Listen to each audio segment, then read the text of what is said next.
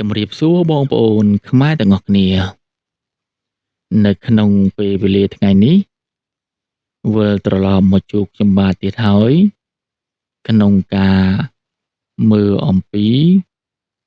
ក្បួនតម្រាខ្មែរឬក៏យើងគ្រប់គ្នាហៅបានថាហោរាសាស្ត្រអញ្ចឹងក្បួនតម្រាខ្មែរយើងគឺសល់ពីបុរាណមកដែលចាស់ពីដើមគាត់បានសរសេរនិងចងក្រងទុកឲ្យក្មេងៗជំនាន់ក្រោយនឹងបានមើលនិងបានអានអញ្ចឹងនៅក្នុងក្បួនតម្រាខ្មែរ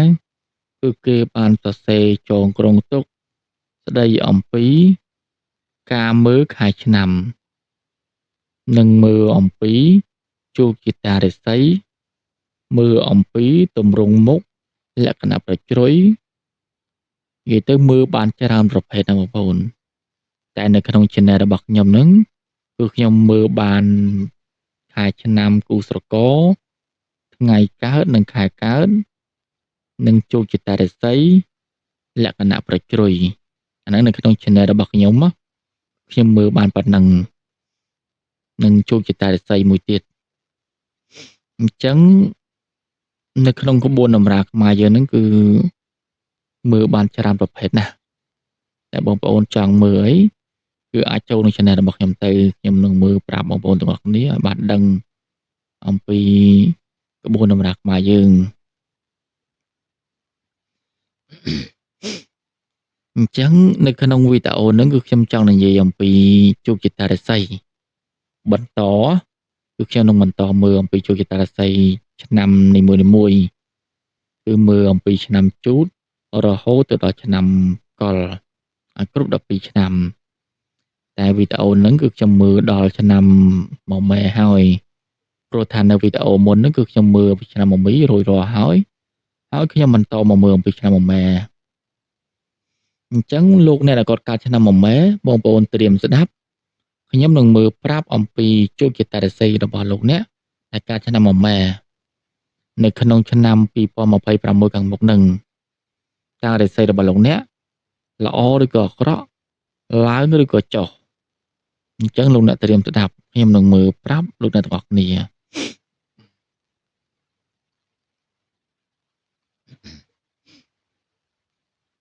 មនុស្សទាំងឡាយណា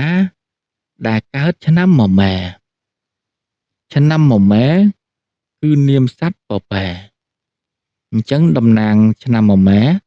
គឺជាសត្វពពែចំណែកធាតុវិញឆ្នាំមកម៉ែគឺធាតុមាសចំណែកពង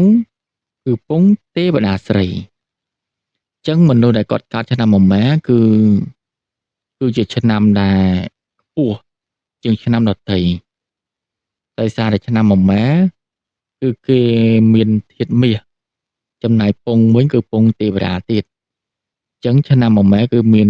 ឋានៈនឹងខ្ពស់ជាងឆ្នាំដទៃតែមិនមែនថាខ្ពស់ជាងឆ្នាំទាំងអស់ទេ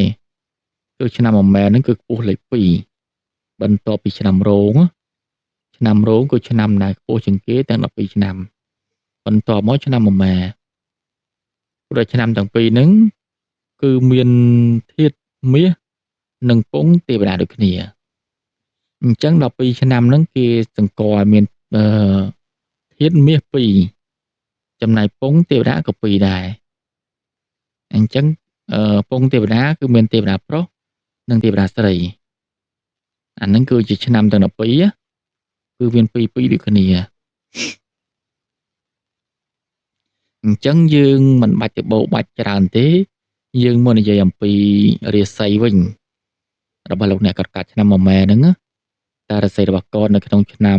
2026ខាងមុខហ្នឹងឡើងឬក៏ចុះល្អឬក៏អាក្រក់អញ្ចឹងលោកអ្នកដែលគាត់កើតឆ្នាំមកម៉ែត្រៀមស្ដាប់ខ្ញុំនឹងមើលប្រាប់អ្នកទាំងអស់គ្នាឲ្យបានដឹង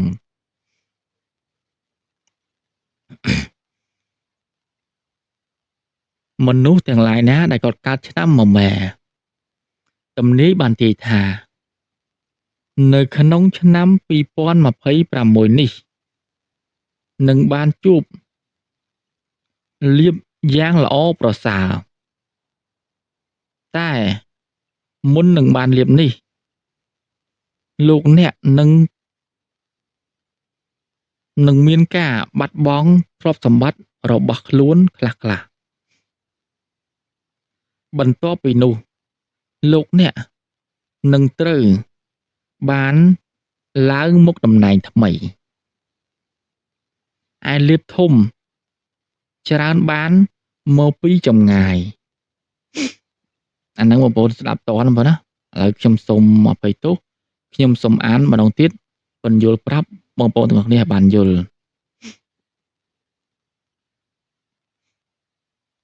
លោកអ្នកទាំងឡាយណាដែលកើតឆ្នាំមមែ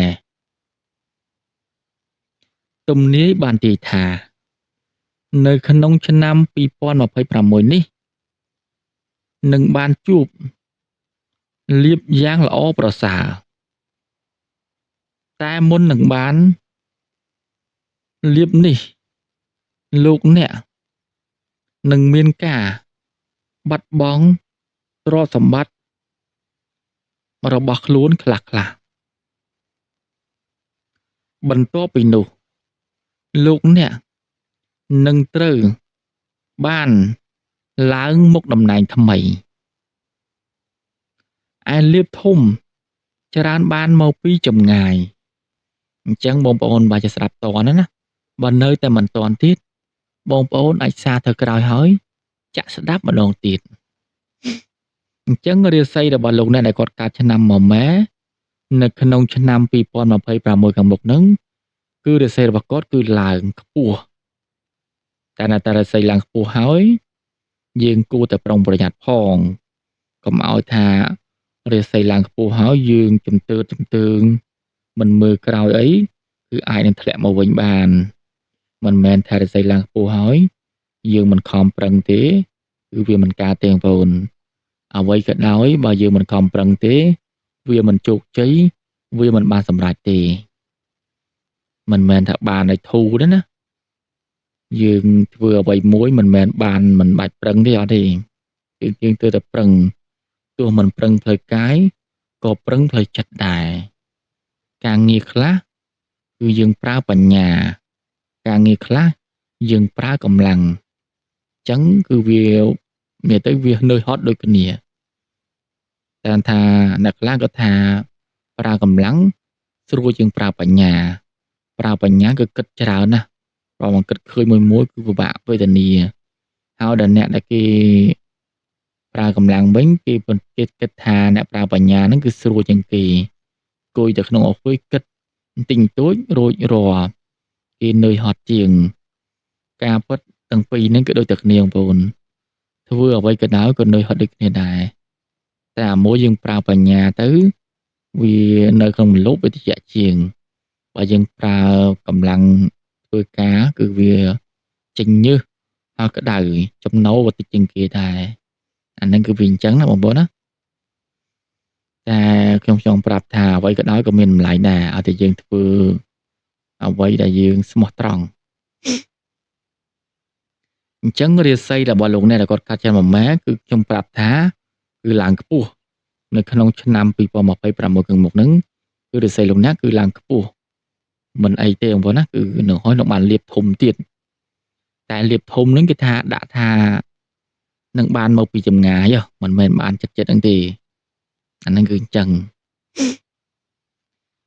ងការមើលអំពីជោគជតារាសីរបស់ឆ្នាំមមែនៅក្នុងឆ្នាំ2026ខាងមុខហ្នឹងគឺឃើញថាចប់តែប៉ុណ្្នឹង